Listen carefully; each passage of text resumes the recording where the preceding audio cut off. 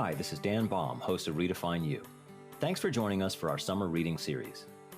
We're joined by guest host Candace Mayhill, who we last heard in episode 19 of season 2. For this series, we've asked members of the AACC community to read excerpts from their original writings, specifically texts and stories that enlighten and inspire. Our readers will also share what led them to write their selection, what they learned, and of course, how they redefine themselves. We hope you enjoy the series and return for season 3 beginning this fall. My name is Garrett Brown. I'm a professor in the English and Creative Writing program at AACC, and today I'll be reading a collection of poems. So the poems I'm going to read today are from a sequence of poems that focus on technology and how technology intersects with art, culture, politics, relationships, you name it. There's a lot of pop culture references in the poems too. Music and video games seem to be something that I have been continually coming back to. This first one is about how technology that seems so cutting edge when we first take it out of the box becomes really quickly dated, in a matter of a few years. And the poem ends with dogs because, for a hunter-gatherer society, dogs were technology. So this is called 19 Lines to the Stone Age. Feel the thin space age thicken to balk relic, compact discs to cassette, 8-track, Captain, Kirk phones flip back into spiral, chords and clattering rotary. 64-bit pixie princesses pixelate to 8-bit blocks, slaying duck, dragons with an arrow. The razor baton leading a WYSIWYG parade of text squares into a cursor's sly wink as broken promises of paperless universes collate into recycled reams. The blackout rises a few feet each year, and sleep mode lights on laptops too will dim into bioluminescence. Fireflies suspended over deer skins, drying by campfire, while the ears of hunting dogs twitch. I think of this next poem as kind of an updated version of Proust's Madeline cookie. For those unfamiliar with the idea, in Remembrance of Things Past, Marcel Proust talks about eating a Madeline cookie and how, he tastes it and it conjures up these images and sensations from childhood of, I think it's his aunt who would give him Madeline cookies dipped in her tea and things like that. And so it's become this sort of idea of like a thing that sparks, a stimulus that sparks a memory. And this poem's kind of similar to that, except the stimulus is an old Atari game, and the memory is sort of the pattern that you have to use to beat the game. So this is called Manual Recall. On your 39th birthday, you discover the 2600 in a museum, wood grain trim on the black plastic, console locked behind a glass display, plugged into a cathode ray television for authenticity. But the joy stick was loose, inviting young digital natives to toy with 8-bit blips after spraying handprints on sheets of block paper to learn how the artists of Lascaux coded created by. You spy adventure and send your cursor avatar spelunking into the invisible maze. As a kid, you loathe the gray screen that surrendered just glimpses of the path ahead, spent hours bumping walls, chasing bats, ending in the hollow of Yorgel's belly until the level finally was mastered. So that now, here in our 21st century, though deleted from your conscious mind, your hands recall the routine, down, left, down, right, up, until you stand again before the castle gates, pleased, a part of you never released the grip. This next one's about computer glitches, and it sort of spans from kind of the first computer bug, which was like a literal moth that got inside the wiring of like one of those big room-sized computers, to glitches that can come up in like story-based video games when you accidentally kill off a character that you need to complete a quest. The poem's also a villanelle, so it has a lot of, which is just a form that has a lot of repeated lines and rhymes in it. And I kind of liked the idea of writing a poem called Glitch without using the word glitch. Like the title is Glitch, but the word glitch doesn't appear in the poem. But I've tried to include that that itch, I-T-C-H sound is one of the repeated rhymes, and so that the kind of ghost of the glitch is sort of kind of lingering throughout the poem. Anyway, this is called Glitch. Narrative comes unstitched. I return to find the quest giver dead, plot in knots instead of a twist. Back to the load screen to sift past saves and recover the thread before narrative comes unstitched. Cybermoshers knows the rift between image and code, bend, data to bits, the original twist, was an ordinary moth adrift, coiled in wires, wings spread, among circuits looped and stitched, inside gears and tape it slipped, cursorial legs treading, punched manila stock and twists, language and mutations in persist, metamorphic viruses shred, artifice, stitched on 404, syntax error, fail whale, no carrier.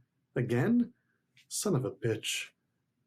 This next one's pretty simple. It's called Mixed, and it's about sort of the act of making a mixtape. There's a lot of band and album references from the 80s crammed into this one, so fun little Easter eggs if you're an 80s music fan. Mixed. I release the hair trigger pause, snag the acoustic cut of Boys Don't Cry off the radio, and I forage older kids' vinyl for strange ways and joy division, and I brew the mixture, churning hours at the double cassette, eyeing the spool to see if love will tear us apart again. Can share side A with somebody, and when the incantations are perfectly sequenced, the magazine cleverly titled in ballpoint, I press play and indulge in smeared black lipstick, love fraught and yowling over, wind chimes and synthesizers, drums thumping, pornography before I slip the jewel box into your backpack, just knowing you'll feel it too. So this last poem's kind of a weird poem, and I'm smashing together a lot of things, but mainly I'm thinking about, the Mechanical Turk, which is this, both there's like a current version of this that Amazon uses where it's crowdsourcing labor that machines currently can't do. So things like doing data entry from like handwritten text, things like that. And they basically like crowdsource this out, and, they pay like 4 cents for every piece of data entry that you would do.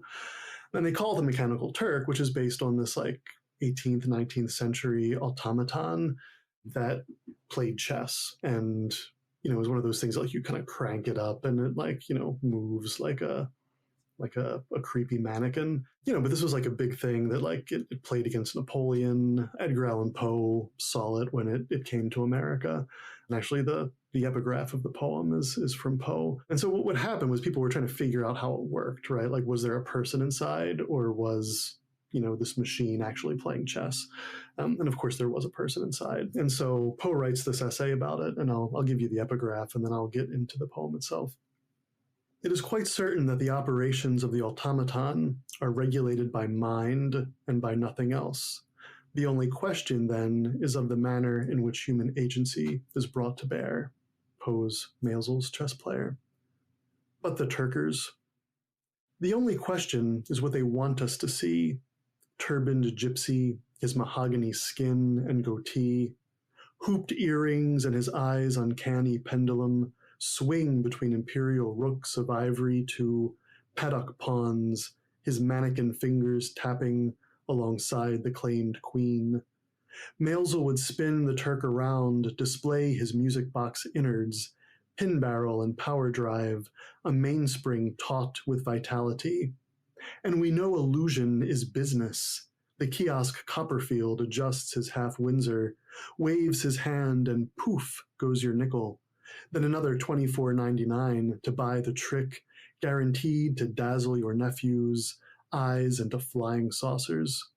It's his business to hawk vanish boxes, blue handkerchiefs that blush red with a flap, Svengali decks flush with the queen of spades. His business to sell a magician's topet and deny it was a cut-purse's tool. But what remains invisible, the human player under the cabinet paid, in coins a child magician could make disappear, that's nobody's business.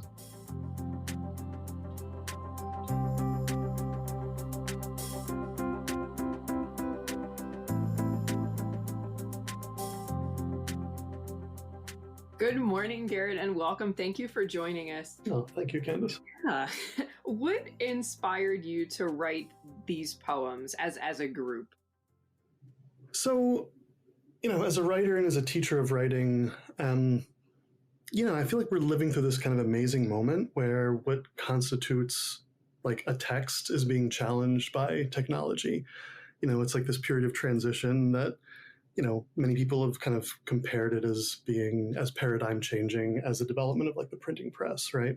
And I think it's something that like my generation, I'm a Gen Xer, is kind of able to speak to in ways that maybe other generations can't, right?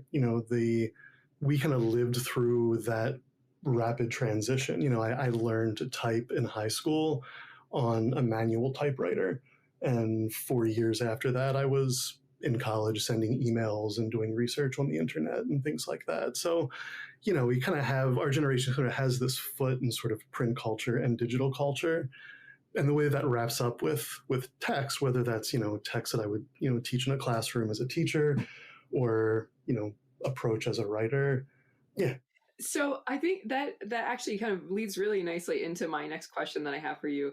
Can you talk to us a little bit about your writing process in general, and then kind of what challenges you faced when writing these particular poems? I find it's very interesting to think about process, especially how process comes in with technology, and since that's kind of the focus of what you're doing here. Yeah, that's a really interesting question, especially since it's changed a lot. I used to write almost completely longhand in notebooks, and I find myself doing that so rarely these days. While I certainly keep a notebook for notes and scraps of ideas, almost everything is sort of composed kind of on the screen these days. Things that haven't changed too much is that, I think the getting material involves kind of writing in the morning. And so kind of getting up before other thoughts kind of crowd into your head, just sitting down and doing anywhere from 20 minutes to 40 minutes of just kind of free writing. And, and a lot of that just gets tossed and is not worth much, but, you kind of dig through it and sift out some ideas or some lines or some things that, are kind of the seeds of things that might become poems. For this particular series, I had this idea of a group of poems that would kind of serve as liner notes, liner notes for an album that doesn't exist. And I even had sort of this idea of like, if it was published in a book that was kind of a CD or a cassette kind of jewel case that sort of lacked there wouldn't be a cassette or a CD in it, but you would kind of have the liner note, you would read the liner notes the way you would read them for an album. And I kind of think of that as sort of the idea of stressing the way in which, the materialism of the world seems to be vanishing in certain ways. Like we don't buy albums anymore that you can hold and like look at the artwork and look at the liner notes. We often don't even buy books anymore that in ways that we can hold them and smell them and flip through them and make notes in them. And so, that idea of sort of the physicality of text and music, the tangibility of it kind of slipping away was sort of an inspiration for these poems.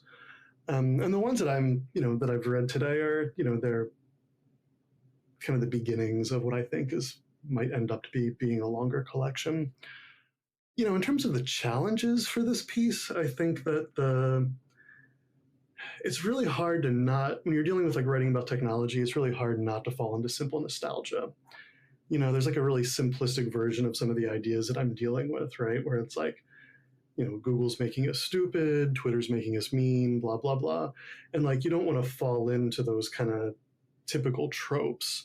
And so I need to be really careful about kind of keeping my own nostalgia in check and kind of pushing on feelings and trying to ask bigger questions.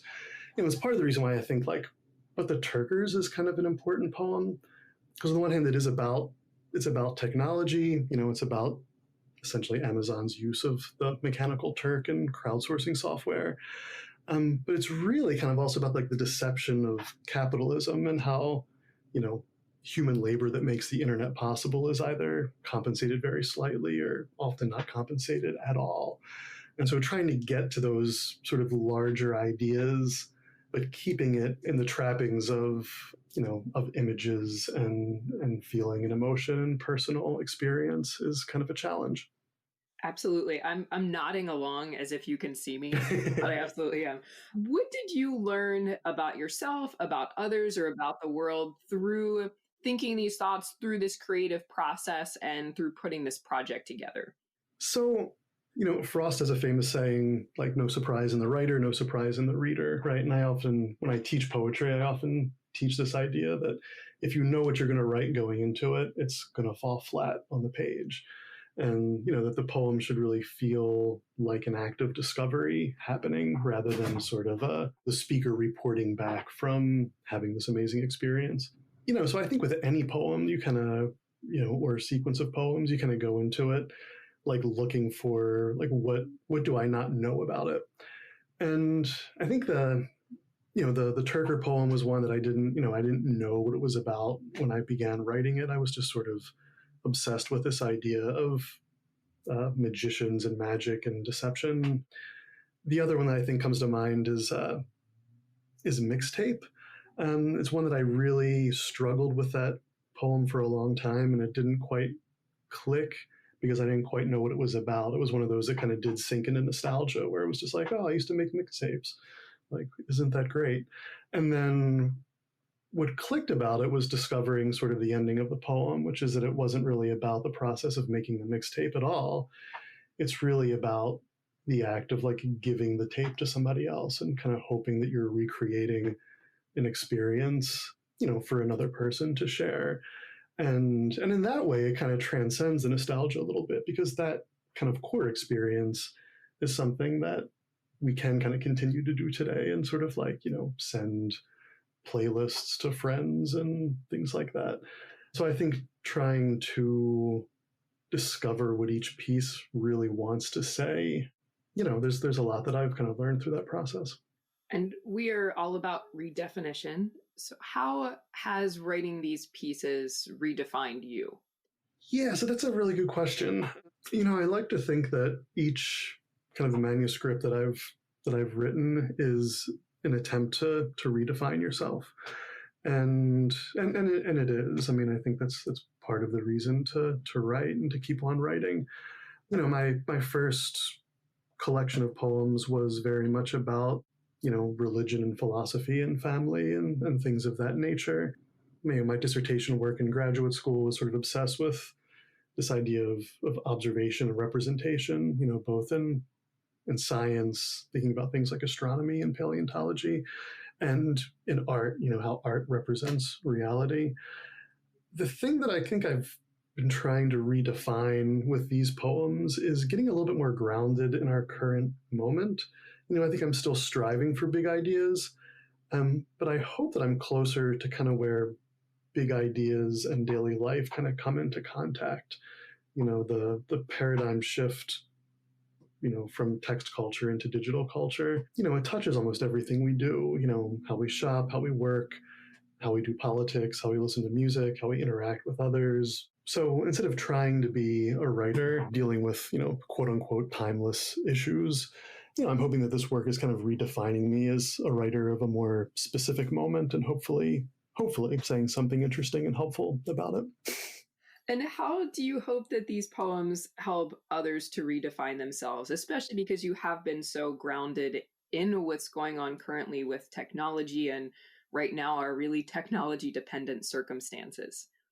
Yeah, I mean, it's interesting because I'm really trying really hard to approach the material as I try to approach all material, sort of in a real open-minded way, right? So like a good poem should raise questions rather than come to complete answers, right? And so I think poetry is maybe less about helping people define themselves and maybe more about helping them challenge and question existing paradigms.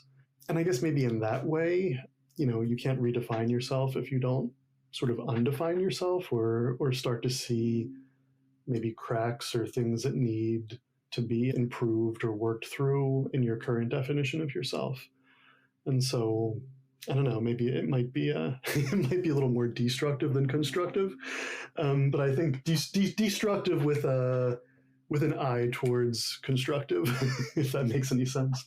Absolutely. Emily Dickinson said she knows a poem when it feels like the top of her head is coming off. So Exactly. it's, we let other stuff in. So now the English teacher type questions. What are you reading lately? So I've been writing a lot this summer, and so when I'm writing poetry, I tend to need to read poetry for that to work. I just kind of finished Tracy K. Smith's Life on Mars, and I've just begun reading Sally Wenmouth's Oculus. I mean, both of those books are really interesting. The Oculus is really interesting because Wenmouth seems to be touching on things that I've been thinking about, sort of both in my previous manuscript, thinking about observation and science, but also she also thinks about it through the lens of technology as well. So, the first of two title poems in that collection are this young woman in Shanghai who committed suicide on live streamed her own death. And so she's really kind of getting into, both issues of observation, but also the way the technology lets us be sort of seen and not seen and invites us into these really personal spaces that are sometimes can be really troubling and horrifying, or, spaces that we can feel like we have no business being in. So, yeah, I mean, that's what cheery stuff to go with the pandemic. But yeah, I mean, those are the things that I've been reading. And then the very last question that we have for you, it's a two-parter. So what else have you worked on that you want to tell people to take a look at? So if you want to point us towards any of your other writings, or the dreaded question, what are you working on right now that you'd be willing to tell us about? Well, luckily it's the summer, so I can answer that second question.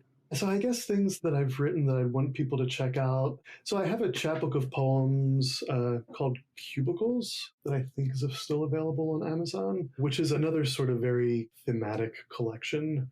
And I also have some nonfiction pieces that are online that I think people might be interested in. In terms of what I'm doing now, I'm home a lot lately. I know that's weird, surprising to hear. And, and we're in this weird time where it seems like things are so domestic and so sort of very political at the same time. And, simple things like going to the grocery store and whether you choose to go in or do curbside pickup, seems to not only be sort of a personal decision, but also a political decision, the whole business of wearing masks and blah, blah, blah. And I want to be open to letting that kind of filter into what I'm writing. So I don't know. So I'm writing sort of these weird poems that are kind of about very domestic things, but also trying to find, in ways that don't hit the reader over the head, sort of, the way that the kind of outside world is bringing kind of pressure on simple domestic decisions. I don't know. It's a very abstract way of talking about poems that if you were to read them probably wouldn't seem like that at all. But that's sort of the bigger ideas that I've been kind of churning in my head. Great. I look forward to reading some of those. Thank you, Garrett, very much for being with us today. Thanks for having me, Candace.